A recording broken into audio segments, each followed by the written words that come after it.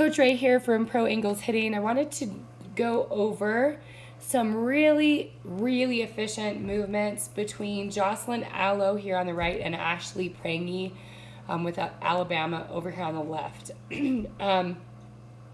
Both of them are obviously different athletes. They have a little bit different starting positions, but once they get into their launch position where their stride foot gets down, we're going to see a lot of very similar movements in their swing. I believe both are somewhat quiet in their load to stride.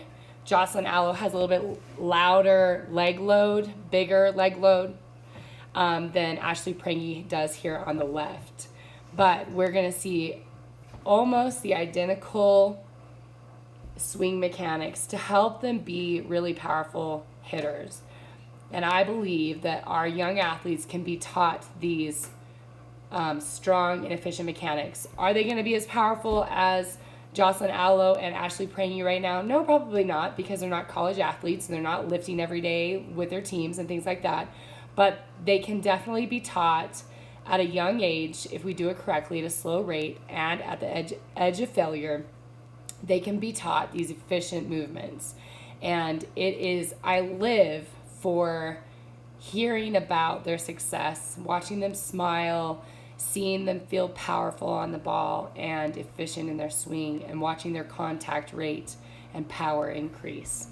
Okay, so I'm going to kind of go between the both of them as I do this analysis. And here, again, moving kind of quickly, Jocelyn Allo starts slightly hinged, so does Ashley Prange on the left. Jocelyn Allo's leg kick is going to be pretty big.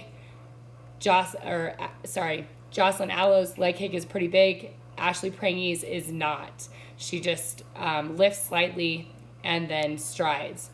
I do want to draw your attention to a couple of things. Both of them have a really good barrel angle. Prange's may be a little bit steeper than Allo's, but the most important thing to watch is does it stay that way as she gets into her launch position. So I would say no, she gets more of a 45-degree angle into her launch position. The other thing I want you to notice is that both of these athletes are really good at creating tension or a stretch between their upper and lower half. The way they're going to do that is both of them will stride, or Jocelyn will load her leg, and then as she goes to set down that leg, we're going to be able to see more of her call card because she's going to scap load. She's going to pull her right scap back and activate it as she strides to the ground. Ashley Prange is going to do the same thing. We're going to see her hands work back towards her ears before she gets into her swing as her stride leg gets into launch position and connects with the ground. So both of these athletes are doing a phenomenal job of getting good barrel angle, okay? Please know, you probably can see that Ashley Prange's video is being taken almost nearly straight across from her, and this video on Jocelyn Allo's up first base side, so the angle is going to vary a little bit. But I want you to know, with all of our hitters, it is really important that we see their chin over their belly button and land balanced between their legs. We also want to make sure that they have a balanced posture once they launch into their stride leg or get into their launch position. We want to make sure that they are creating a good base underneath them. This is that power V that I talk a lot about. And we're going to kind of see Ashley Prange shift forward a little bit because she landed a little bit inside of the toe. And so her body knows that we got to get to that lead foot in a more balanced posture with connection between both our right leg and our we could say right foot, left foot on the ground fully. The body doesn't want to swing until that happens. I used to teach to tap down with the toe first, and then as soon as the heel strikes, that's the point that we want to swing. But I started to see really big shifts in my young athletes, especially my 16U and 18U athletes, their body wouldn't really start to activate the swing until the landing foot of the stride leg, the heel, struck the ground. Well, I believe this is a timing issue, especially if it's big. Ashley Prange, it's not going to affect her very much because the shift is really small, but if we see our athletes get into a really long stretched out leg and kind of toe tap and then heel strike, before we see that heel strike, we're going to see their body shift into a balanced power V this way. So we're going to see this shift. Most of the time it's bigger before they start swinging. So I decided as a coach, I want to take that time delay away. Okay, so anyway, these are still efficient movements that we see between both hitters. Jocelyn Alo, it's going to look like she touches toe and then heel, but it's slight. There's not a shift between her hips, okay, to get her in a good balanced V. So she has that same power V between her legs. It's just a little bit different looking because the video is up first base side. Okay, from here, the next most important thing, working from the ground up, that I want you to pay attention to is that their hips, Ashley's and Jocelyn's, are going to work first. We are not going to see the back heel spin towards their catcher or the back right knee internally rotate towards their pitcher first. We are going to see the hips thrust. Essentially, the glutes are pinching together, creating a thrusting or a bursting motion, which is going to pull the knee and peel the heel. This is their speed and power to the ball. We always talk about as coaches, our powers and our hips. Our girls know that, but do they understand really what the hips ought to be doing to get to the ball? I want to make sure you also know as you watch this video that both athletes here, I believe, are getting an inside pitch. Ashley Prange's is more inside and up. And so she's got to keep the hands above the ball here, but they're both going to work their belt buckle square to their pitcher because they've got to get open to this pitch. So from here, please pay attention to the back.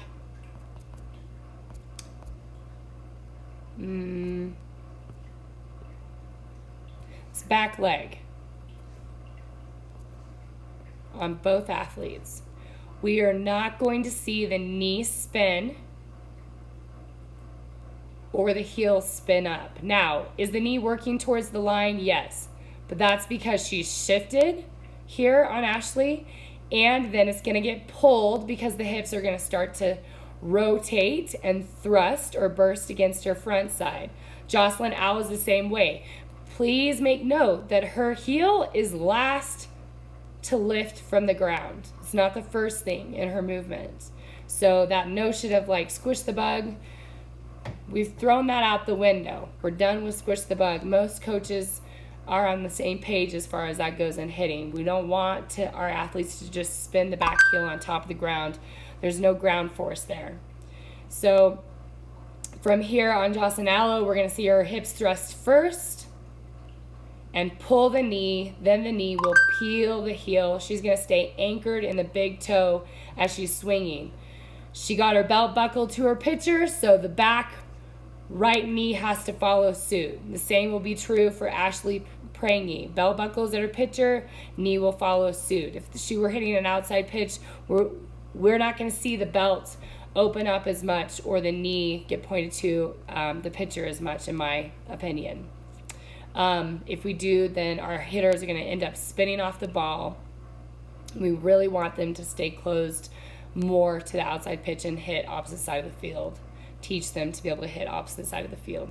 So here's that thrust. We know both of these athletes are thrusting if we will mark where their hips are when they get to the ground. So I'm going to get Ashley to her balanced base, and then we're going to draw a line across her hips and a line across Jocelyn Alo's hips. I'm going to do about there on Jocelyn. The interesting thing about Jocelyn is when she gets to her stride leg, she actually sinks a little bit in her legs. She could be doing that because that's what she's been taught to try to help create more ground force, or she might be making an adjustment on a pitch that's a little bit lower in the zone, low and inside. She knows she needs to keep flexion in her knees, especially her front knee, in order to adjust to, say, an off-speed pitch inside or something that's dropping to her in the zone. So she is going to drop her belt buckle a little bit below. Ashley Prange, her belt buckle is right across that yellow line. So if we work both of these athletes, what I want you to see at the belt level is that both of these athletes are going to thrust, squeeze the glutes so hard together that their belt buckle is going to get up above my yellow line. The same is true for Jocelyn Allo. So we know they are using their glutes, squeezing and activating their backside to get to the ball from the point that their lead stride leg touches the ground. Can we see evidence of that right away? No, not really. I mean, what we see is the knee being pulled, but we don't really see this tension and energy, this tight back glute back here on both of these girls until they get their belt buckle into the right position on this pitch. But what I want you to know is they are activating their glutes. They are using their glutes and their hamstrings to put energy onto the ball. And that's really, really important. The next thing I want you to be able to see is that they are extremely efficient on creating separation between their upper and lower half. So once both of these athletes touch down to the ground, we are able to see that there are some ripples in their shirt right here on both of them, even before they start. They're a little bit loose right here. As they go to land, Ashley Prange is going to land. I'm going to undo that line. And then Jocelyn Allo is going to land. And we're going to all of a sudden see these lines get really taut across their jersey. Ashley Prange's don't get quite as taut. Jocelyn Allo's, they're going to get really tight. We can see those stretch across her jersey. What that is proof of is that she is sending her hips slightly before her upper half, her chest, her spine. Her hips and her chest or her spine are not working together. Well, this is energy on the ball that both of these athletes are going to put into their hit, creating a slingshot effect as they get to contact. It also creates a lot of what we could call centrifugal force of the barrel through the zone, because the body is generating it against the ground, creating some separation between those two things, keeping this space tight between the lead leg and the hands, not allowing the hands to push towards the ball, the knob to push towards the ball. What I will tell my athletes is I want you to feel that your hands are being dragged into the zone by your body. So from here, the next thing that we're going to see both of them do is they're going to keep their hands above the ball, depending on the location of the ball. We're going to see their back right shoulder work under the body, or we could say roll under the body. This is not the same thing as a backside collapse. The lead shoulder will work north. If we said here's a shelf on both of them, we're going to watch their hands get to about that shelf and then work back up it. Ashley Prange is going to do a really good job here because she has identified that this ball is up in the zone on her. And you can see between these two athletes that Ashley Prange's barrel is more flat and Jocelyn Allo's has more angle to it. The reason that's happening is because Jocelyn Allo's hit is not as high up in the zone as Ashley Prange's. I want to make sure I said Jocelyn Allo. Jocelyn Allo's swing, this ball is a little bit lower on her, and Ashley Prange's is having to adjust, or has decided to adjust to a pitch up in the zone on her. So the more inside and low the pitch is, the more we need a steeper angle of our barrel. Does that make sense? The higher up the pitch is, the more we need our athletes to adjust with a more flat barrel. So from here, we can see that both of them landed with their lead shoulder slightly down. I'm going to back up a little bit. So once they landed, both of them have a slight angle of the lead shoulder here. It's a little bit harder to draw on Jocelyn, but both of them have the lead shoulder angled downward towards the ball.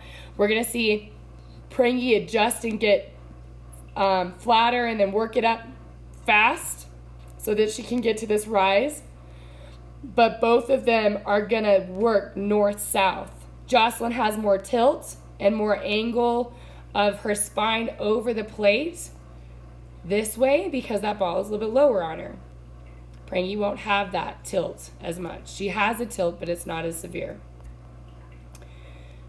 Okay, so from here, I want you to see the angles that these athletes have to get to this ball. So we know Prange is inside and up, and Jocelyn Allo is inside and a little bit lower.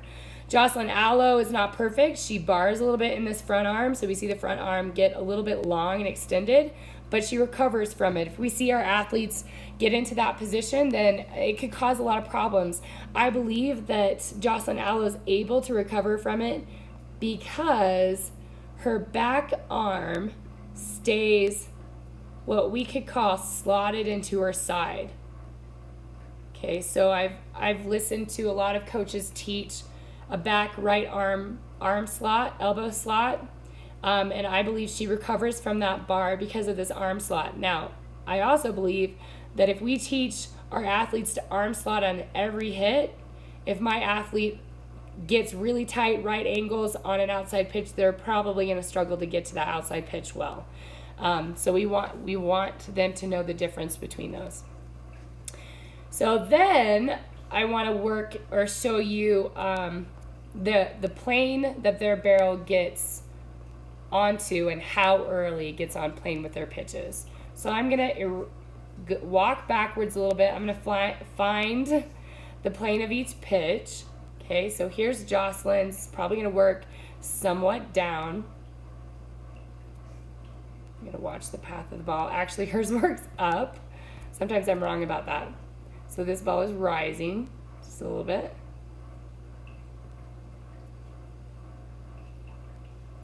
Okay, so I'm happy with that plane.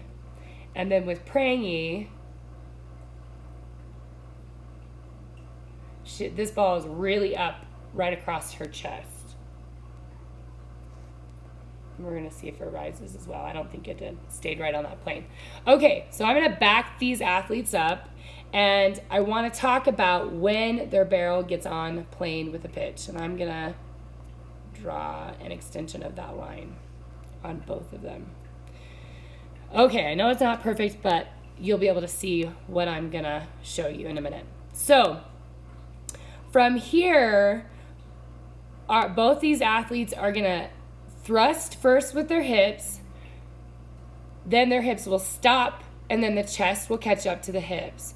What I want you to be able to see is where their barrel crosses the plane of the pitch. So Prange isn't quite crossed yet. Her barrel's probably parallel, if you know what the river is, right above the river of between the plate and the space between the plate and the white line, and that's the chalk that's drawn for the box. Her barrel is probably parallel to that, but I want you to see that she gets on plane at least right over the back of the plate with this pitch. So her barrel is right here on plane, and I would argue probably more like getting on plane at the very latest right there. So please pay attention. Look where this is. We cross that. She's getting on plane deep in the zone. Jocelyn Allo is the same. Her barrel is, of course, not all the way on plane, but it's almost all the way on plane right here. So if we work forward with Jocelyn, it's a little bit harder to see because this video is being taken from up first base side, so we don't have a good idea of where her barrel is in reference to the plate, but she is on plane working behind the ball early. Maybe not as early as she wanted to because she's still going to mishit this ball inside her barrel, and she still absolutely drives it over the fence. So again, her barrel path is crossing this plane of the pitch early.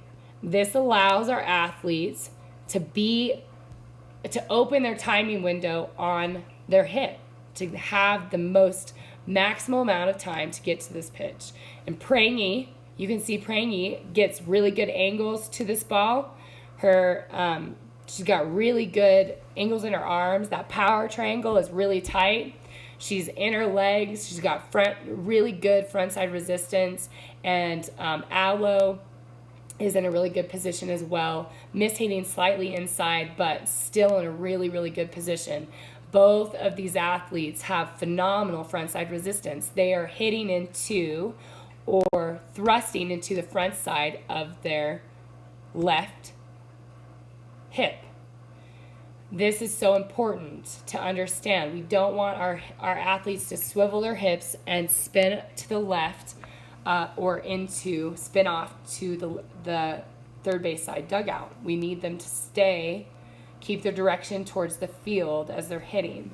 And how much they open, again, will depend on the location of the pitch.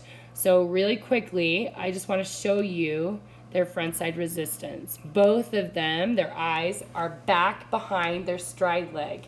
The last thing I want to show you is their follow through. So Prange is going to get to the ball. So is Jocelyn, and Prange is going to extend. She works around the ball a little bit because that ball came inside.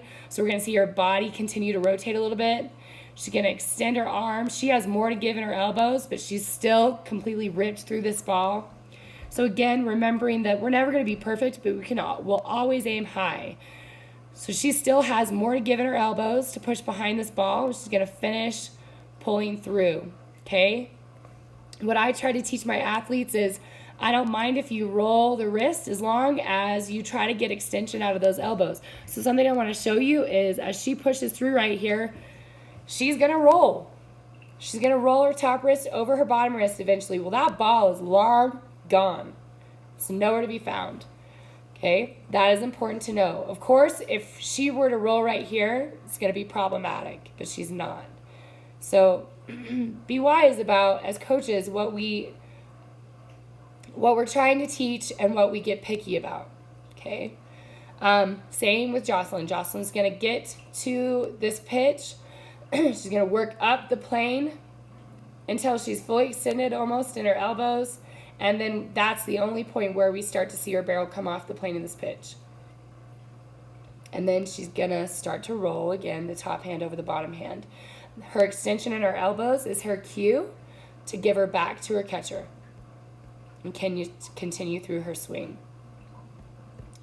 The other thing that I want you to see on this that's really important is there's no pushing of their hands in these hits. And where this barrel path is, the yellow line is, you can assume that their hand path is going to be above it. So again, we talked about that shelf of where their hands are going to get. I think Jocelyn's is actually a little bit lower. Prange's is going to be high right here. That's not a good color. Prange's is going to be a little bit high right here. So as she goes to swing, her hands are going to get to that shelf. Sorry, lost Aloe's. Hands are going to get to the shelf and then work up it. Yeah, and I was pretty positive Jocelyn's was a little bit lower. So here's that shelf. We're going to get to that shelf and then work up it. Both of these athletes do that. I also want you to see or imagine that the knob of the barrel is a flashlight.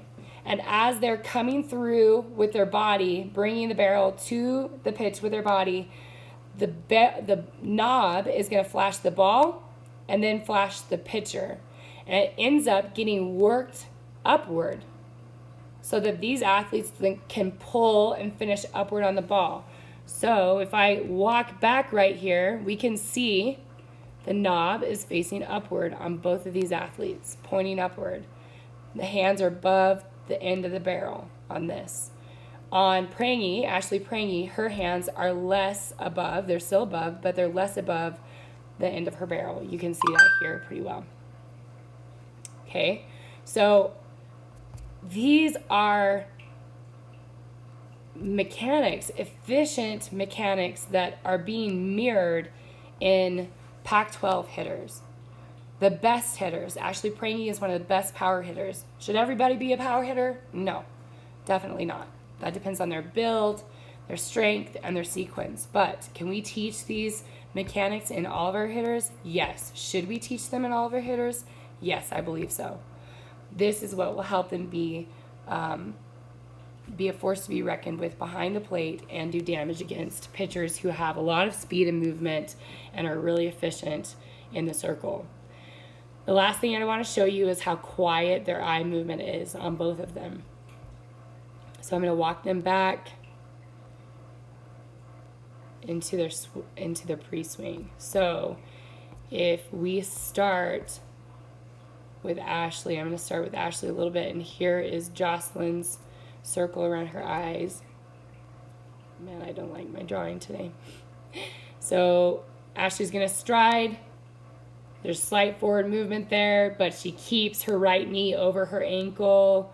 Jocelyn is going to leg kick and then stride forward. She's going to do the same thing. She's going to keep her right knee over her ankle, heel pressed into the ground of her right leg, staying connected to the ground.